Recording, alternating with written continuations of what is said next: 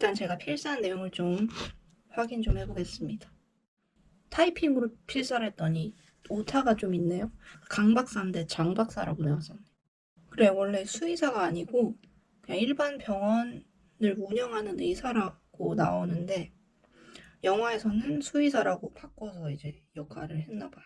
그 무용이와의 그 연결고리를 좀 더 자연스럽게 하기 위해서 일부러 수의사라고 바꿨지 않았을까? 그럼 이제 좀 더 조각과 강 선생의 만남도 자연스러울 테니까.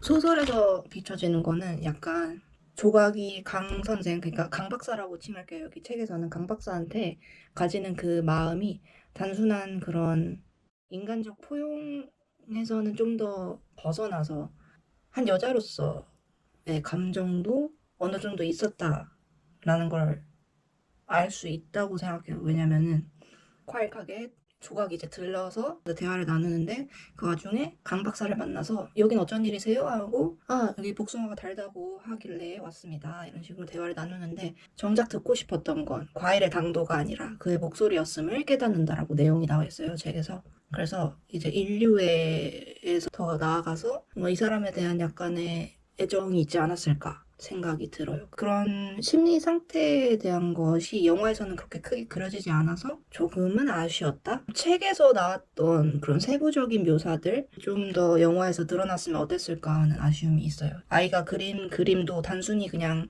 아이다운 모습을 표현하는 요소로서만 남길 것이 아니라 거기서 투영하는 이제 조각의 마음까지 연결되게 상상할 수 있는 요소로서 이어졌으면 어땠을까? 여기 내용에서는 아이가 그림을 까맣게 칠한대요. 알록달록하게 그린 그림에다가 까만 색연필로 이제 막 칠하고 송곳으로 긁을 준비를 하는 그런 장면이 영화에서는 없었는데 그런 요소들 그리고 6살 할 때 그 6살의 그 발음의 느낌 영화에서는 이제 생략이 됐다라고 볼 수 있겠죠? 확실히 2시간 안에 모든 걸 담기는 어려웠겠구나. 파과 이 작품은 꼭 책을 보고 보셔야 할 것 같아요. 이게 너무 그 세부적인 묘사 하나까지도 이게 몰입에 좀 관여를 많이 한다고 생각을 해요. 이게 그 섬세한 그런 촉각 하나까지도 약간 글적으로 묘사가 잘 되어 있거든요. 발음적으로 혀가 어떻게 굴러가고 피부로 어떻게 느껴지고 입안의 달콤함이 어떻게 퍼지고 감각이 어떻고 이런 식으로 표현이 되게 잘 되어 있어서 조각의 심리를 잘 나타낸다고 생각을 해요. 근데 영화적으로는 오히려 조각의 입장을 좀 더 봤다기보다는 제3의 입장에서 좀 전개가 되는 흐름이 좀 있어요. 약간 관찰자 입장이라고 해야 될까요? 제가 영알못이긴 하지만 나름의 분석을 좀 해봅니다. 평범하다고 볼 수 있는 그 따뜻한 강 선생의 가정을 보면서 내심 부럽고 동경스럽다고 해야 될까요? 약간 그러니까 선망하는 그런 마음을 영화에서도 잘 표현했으면 어땠을까? 이 햇살 같은 사람들을 보면서 내가 킬러가 아니었다면, 업자가 아니었다면 이 사람을 어떻게 만났을까 하는 그런 묘사도 나와 있는데 영화적으로는 생략이 되었다. 좀 급하게 넘어가는 경향이 좀 있었어요. 장면들이 책을 그대로 고증을 잘 하려고 한 게 보이긴 하지만 새로운 각색된 내용도 많았고 무엇보다 러닝타임이 좀 짧았다. 이 강 박사의 존재가 조각한테는 굉장히 큰 존재인데 영화에서는 그거에 대한 설득을 좀 더 못 시킨 것 같아서 좀 아쉬워요. 그냥 단순한 인질로 묘사되는 그런 느낌도 있고 조각이 느끼는 강 박사, 강 선생에 대한 그 커다란 마음이 어떻게 커져가는지를 좀 더 묘사를 했으면 좋았을 걸. 그리고 그 강아지 산책씬이 있었거든요. 강아지 산책씬이랑 조각이 막 러닝을 하면서 체력을 훈련하는 그런 씬도 간혹 있었는데 오히려 그런 장면 말고 좀 더 조각의 심리를 드러내는 내면을 좀 보여주는 그런 장면이 있었으면 어땠을까? 네일샵에 가는 장면이라든지 과일 가게 씬을 좀 더 보여준다든지 강 박사의 가정에 대한 그런 선망하는 마음을 좀 더 드러냈으면 좋았을 거라는 생각이 들어요. 그리고 투와 조각의 만남. 영화에서는 중후반부도 아닐 거예요. 한 중반부터 이제 시청자들한테 이제 이야기를 해줍니다. 투가 어떤 인물인지. 투는 사실 조각이 예전에 박멸했던 그 아버지의 아들이었다. 투가 그거를 이제 케빈에서 막 뒤지죠.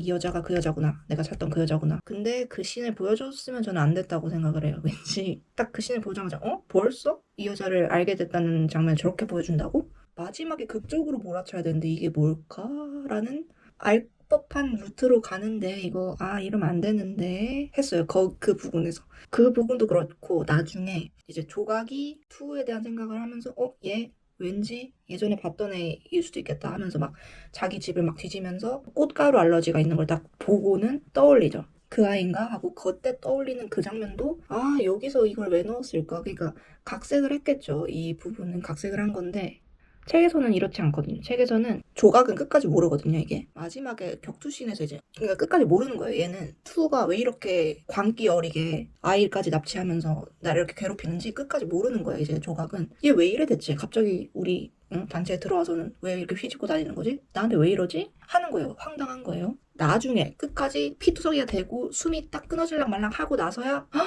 얘가 걔였구나 하는 거를 극적으로 알게 되는 그 순간이 이 소설의 묘미라고 할 수 있는데 그 소설의 묘미를 영화에서는 서울의 정체를 알게 된 순간 너무 일찍 갔다. 새롭게 각색한 내용을 집어넣어서.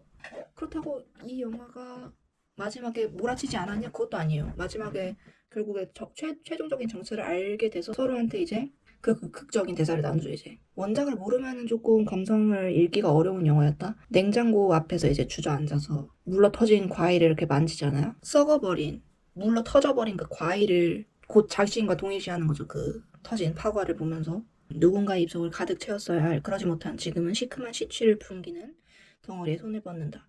채석한 벽 안에 붙어있던 걸 떼어내느라 악력을 높였더니 이제 부서진 조각들을 하나하나 담고 손톱으로 긁는다. 눈물을 흘리죠. 이 대사는 똑같네요. 너한테는 조만간 새로 신분증이랑 표 알아봐 줄게 하는 류의 대사. 영화에서는 그렇게 크게 애정하는 관계로는 그리지 않았어요. 그냥 손만 잡았거든요. 소파에 이렇게 누워있는 류를 보면서 가만히 손을 잡다가 이렇게 놓는 그 정도의 장면이었는데 책에서는 조각이 류의 팔을 베고 누워있었다고 하네요. 이렇게 팔을 베고 누워있다가 둘이 사랑을 하는 그런 장면도 있을 법했어요. 왜냐면 책에서는 그렇게 그리거든요. 좀 많이 생략이 됐다. 지켜야 할 건 만들지 말자 라면서 꼭 안으면서 얘기를 하는 건가 봐요. 하지만 영화에서는 그렇게까지 내용을 그리진 않아요. 류와 조각의 관계성을 좀 더 돈독하게 보여줬다면 좋았을 텐데 조금 거리감이 있어 보여가지고 조금 아쉬웠네요.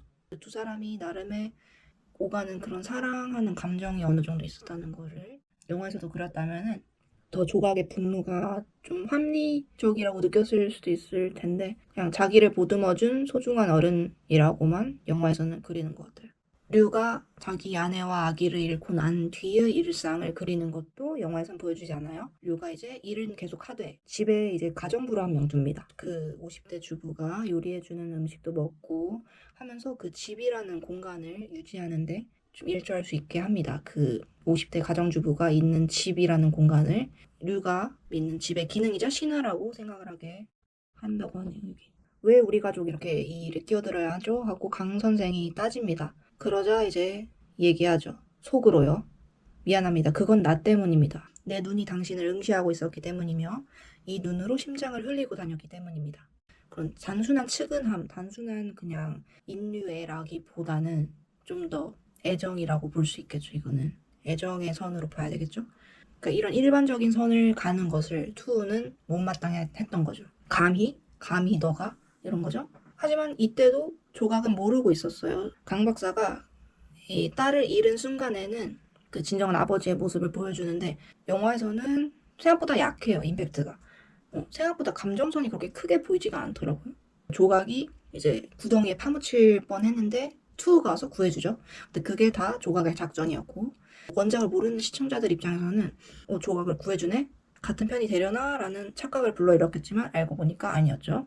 조각은 그를 믿지 않습니다. 밥이라도 하고 가 하면서 집으로 불러들이지만 같이 밥을 먹으면서 서로의 정체를 이제 얘기하는데 그렇게 큰 긴장도가 없어서 그것도 아쉬웠고 그 와중에 이제 물에 독을 타서 이제 쓰러뜨리고 강물에 빠뜨리죠. 그 씬도 그렇게 긴장도가 없었던 것 같아요. 딸을 납치하는 그 씬을 좀 더 극적으로 보여주려고 일부러 그 씬을 채우는 것 같아요. 그 우용이가 죽었다는 걸 암시하는 씬이 좀 더 길었으면 어땠을까 하는 아쉬움이 있습니다. 좀 설명이 부족했다고 생각해요, 저는. 조금 한참을 기다리면서 물고 검푸른 똥이 퍼져 있고 조각이 좀 더 오랫동안 손가락을 대고 깊이 들어보다가 참으로 이상하지 육신이 더 무거워진다는 것은 이러면서 집을 나서죠. 좀 더 죽은 그 무용의 몸을 좀 더 오랫동안 비춰봤어도 좋았을 것 같아요. 폐건물에서 이제 최후의 결투씬은 그러니까 제가 상상한 그대로 나온 것 같아요. 그 건물 모습도 그렇고 전투하는 그 총 겨루는 씬도 그렇고 그건 잘 묘사를 한 것 같습니다. 조각이 머리에 유독 총구를 겨누는 걸 묘사하거든요, 책에서. 그건 이제 류의 가르침이었죠. 류는 무조건 총구하면은 이제 가능하면 머리지, 머리를 겨누라. 복부는 방탄조개를 입었을지도 모르니까. 근데 머리도 머리 나름이다. 이제 연수나 뇌관이 박살을 안 나면은 죽질 않는다. 근데 움직임을 멈추는 데는 제일 낫다. 효율적으로 마치려면은 무조건 저격은 머리를 해야 된다. 그러니까 이 대사 자체가 좀 임팩트가 있는데 요게 없어가지고 아쉽네요. 접근 전은 심장이나 배를 노리느니 차라리 팔다리를 날려버려. 사람이 자기 팔에서 떨어져 나간 손목을 내려다볼 때 기분이 어떨 것 같아. 구멍난 배를 싸쥐고 바닥에서도 몸을 뒤트는 것보다 그쪽이 전이 상실에 효과적이야. 혈류량과 무관하게 쇼크사도 기대해 볼 수 있지. 불량 때문에 생략을 한 건지. 차라리 그 맥주 건배하는 씬이랑 밥 먹는 씬 빼고 요거를 넣었다면 좋았을 것 같은데 이게 그래도 제가 생각한 캐릭터와 배우의 합이 잘 맞는 것 같아서 그건 만족스럽습니다. 김성철 배우 투 연기 정말 잘했고요. 정말 마음에 드는 연기였어요. 이혜영 배우도 정말 마음에 들었고요. 그 노년의 몸을 이끌고 전투씬을 벌이는 게 극 중에서 진짜 그 힘이 달려가는 걸 내가 막 느끼게 되더라고요. 귀를 자를까 하는 그 씬도 제대로 고증을 한 것 같아요. 여기에 분명히 나오죠. 이제 끝부분에 아무래도 그가 바라는 것, 그는 여기서 투예요. 투가 바라는 것은 왜 하필 자신이 거기에 장단을 맞춰줘야 하는지, 왜 이 싸움을 내가 해야 되는지 아직까지 조각은 몰라요. 그녀는 여전히 의문이지만 그에게 있어서 규모가 좀 크고 과격한 놀이에 지나지 않는 것 같다 하면서 그냥 장단을 맞춰줍니다.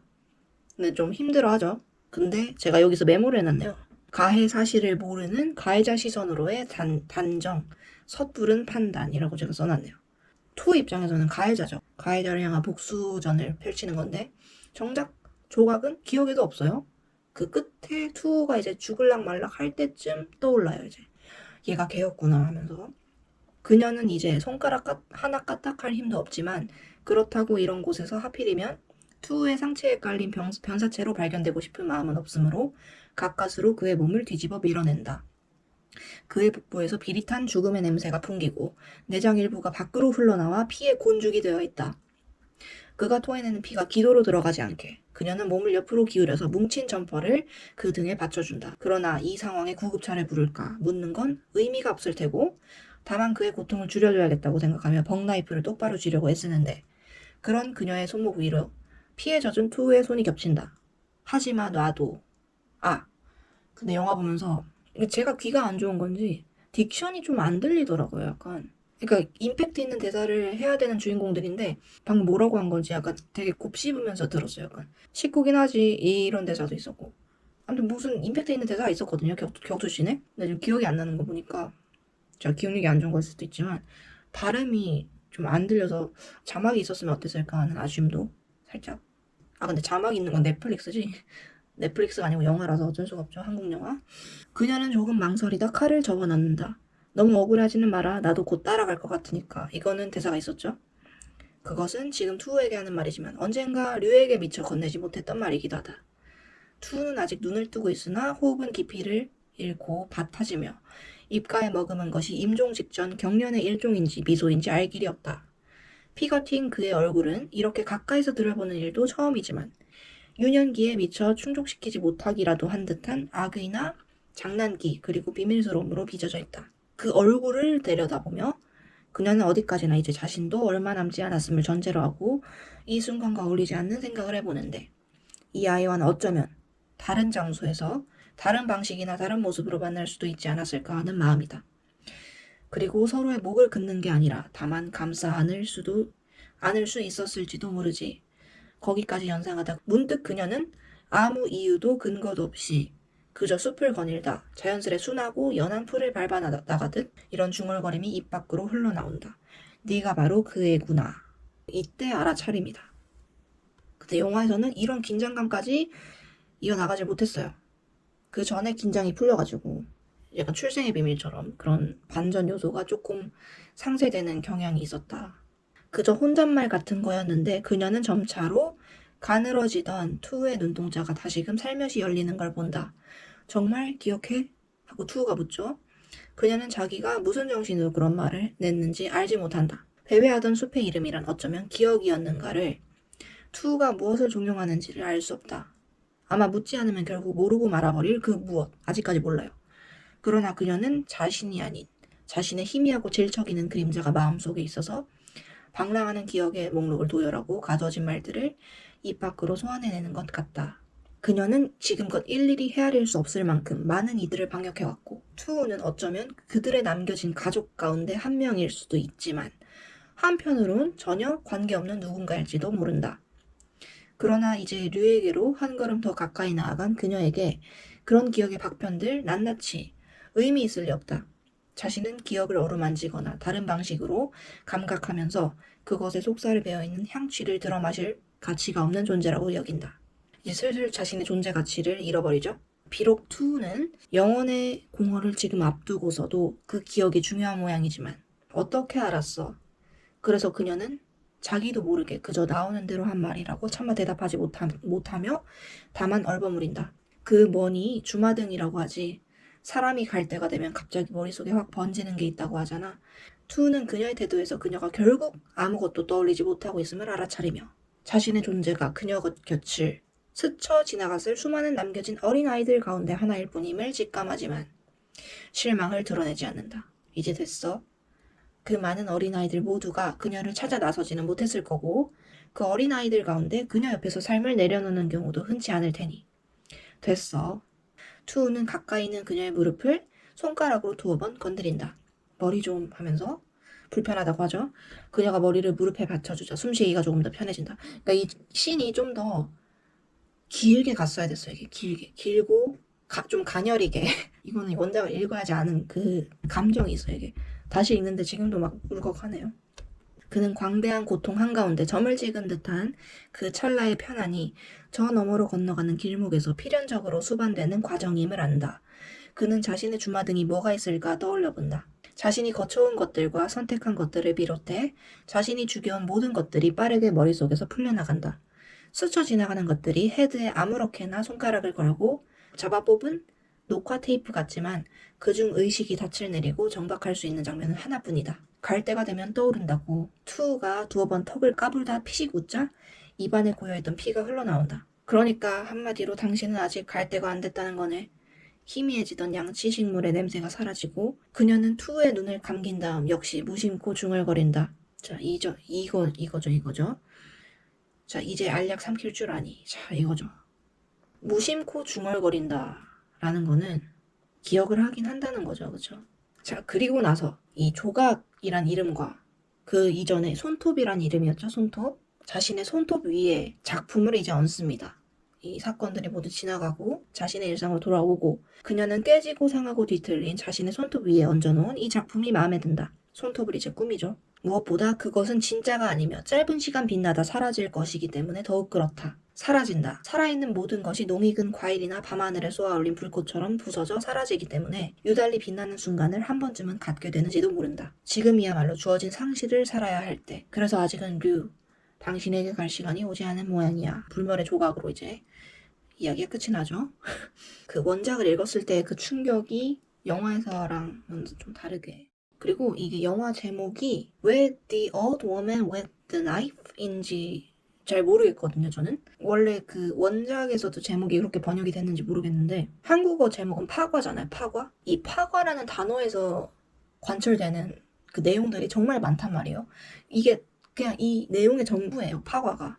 근데 이걸 왜 영어로 번역을 이렇게 했을지. 그냥 칼을 든 여자, 칼을 든 나이 든 여자 그냥 이렇게 되잖아요. 취지랑 전혀 다르지 않나. 파과라는 걸 영어로 번역을 했었으면 어땠을까 하는 아쉬움이 좀 남네요. 그리고 아역 있잖아요. 아역. 강 선생의 아이 역할을 하는 그 아이 역할이 연기 참 잘했어요. 연기 잘했는데 너무 똘망똘망하다고 해야 될까? 세상 물정 모르는 그런 느낌도 있어야 되는데 대사가 좀 되바라진 게 있었어요. 제 기억으로 강아지 산책시키는 씬에 이제 만나잖아요. 이제 그 강 선생과 딸이랑 만나죠. 만나면서 이제 같이 밥 한 끼 하실래요? 하면서 점심을 권유해요. 그래서 같이 점심을 먹는데 그 장면은 좀 불필요했다고 생각을 해요. 사람이 다 먹고 살자고 하는 짓인데 라는 대사를 치는 그 아이도 그렇고 왜? 뭐 어째고? 약간 이렇게 되더라고요. 약간 에? 애가 저런 대사를 한다고? 뭔가 원작이랑 느낌이 살짝 다른데? 저런 씬이 없었던 것 같은데? 차라리 이런 씬 빼고 과일 가게 씬을 좀 더 늘려서 이 강 선생에 대한 그 조각에 부푸는 마음을 좀 더 그렸으면 어땠을까 하는 그런 아쉬움이 있어요. 일단 마지막에 OST 정말 좋았고요. 딱 목소리 듣자마자 김성철 배우구만. 역시 뮤지컬 배우. 좋아. 이제 전투하는 씬에서 그 씬이 이렇게 전환되는 장면 있죠. 전환되는 장면. 게임하는 그 장면으로 확 전환되잖아요. 거기서. 그거는 되게 센스있게 편집을 했다고 생각을 했어요. 나도 따라가면 안 돼요라는 씬을 왜 넣었을까? 책에선 그런 내용이 없었던 것 같은데. 있었나? 기억이 잘 안 나네. 내가 필사한 내용 말고는 기억이 잘 안 나네. 잠깐만, 이런데 후기를 감히 내가 남겨도 될까? 일단은 어린 손톱에 대한 서사에 대한 설명이 좀 부족했던 거. 그리고 중간에 서로의 정체를 알게 된 거. 그리고 류에 대한 이야기도 조금 분량이 적었다고 해야 되나? 설명이 적었다고 해야 되나? 그러니까 이 영화 자체가 설명이 좀 부족했다고 생각해요. 원작을 모르면은 조금 이해하기 힘든. 원작을 안다면은 비교 분석하면서 보기 좋은. 각색도 뭐 봐줄만하게 한 것 같아요. 근데 강 선생이 너무 착하게 나와. 조금 더 딸을 잃은 그 비통함, 그 약간 패닉 상태? 조금 더 인간적인 면을 좀 더 보여줬으면 어땠을까 하는 그런 생각도 들어요. 아무튼 설명이 조금 불친절한 영화였다. 미장센이나 뭐 배우들 캐스팅이나 연기력 이런 거는 아주 완벽했고 단지 원작을 읽은 사람으로서 평을 해보자면 각색한 부분은 조금 아쉬웠다. 그리고 길어야 할 부분이 짧아서 아쉬웠다. 그리고 있어야 될 부분이 없어서 아쉬웠다. 이 정도. 별점을 매기자면은 일단 책은 별점이 한 4.5점 정도는 되는 것 같아요. 책은. 울었어요. 저 책 읽으면서. 마지막에 눈물을 살짝 흘렸던 것 같은데 영화 보면서는 이 구간 내가 울었던 구간인 것 같은데 하는 그런 생각이 들었지만 확실히 이게 글로 읽는 거랑 이미지로 보는 거랑 확실히 그 내가 상상한 이미지랑 살짝 또 다른 부분도 있으니까 그거 비교 분석하는 걸 집중하느라고 딱히 울진 않았습니다. 영화 보면서는. 원작을 읽어야 돼요. 2의 그 특성 중에 그림을 계속 그리거든요. 얘가 2가 그림을 그리고 글도 옆에 막 쓰거든요. 이제 그런 걸로 약간의 그 내면을 보여주려고 했는 것 같아요. 영화에서. 그러니까 글적으로 설명이 부족한 거를 영화에서는 그런 그림을 그리고 그런 성향으로 이제 시청자한테 약간의 친절하게 설명을 해주려고 노력을 한 것 같다. 그림을 좀 더 자세히 보여줬어도 좋았을 것 같은데 좀 그것도 짧게 지나가서 조금 아쉬움이 남네요. 영화 자체로 별점을 매기자면은 3점 정도? 그 감정적인 극적인 거를 보여줬으면 좋았을 걸. 류와 이 손톱 어린 그 조각의 그 둘의 관계성을 좀 더 잘 묘사해줬다면 어땠을까 하는 그런 아쉬움이 남아요. 이게 단순히 가족적인 끈끈함이 아니고 더 나아가서 서로에 대한 애정이 있었다. 그건 책에서 묘사가 되어 있는데 영화에서는 그게 아예 생략이 되었고 다르게 묘사가 되니까 흐름도 달라지는 게 보이더라고요. 아무튼 3점 정도로 저는 매겨보겠습니다. 자, 이제 편집을 해볼까요? 이걸 언제 다 편집하냐? 이 두서없는 말을 어떻게 다 편집을 하니? 그래요. 아무튼 저는 원작 팬입니다. 저는 원작 팬이고요. 그리고 저는 김성철 씨도 팬입니다. 그래서 영화는 꽤 그래도 소소하게 잘 봤습니다. 이상으로 파과 원작과 영화 비교 리뷰였습니다.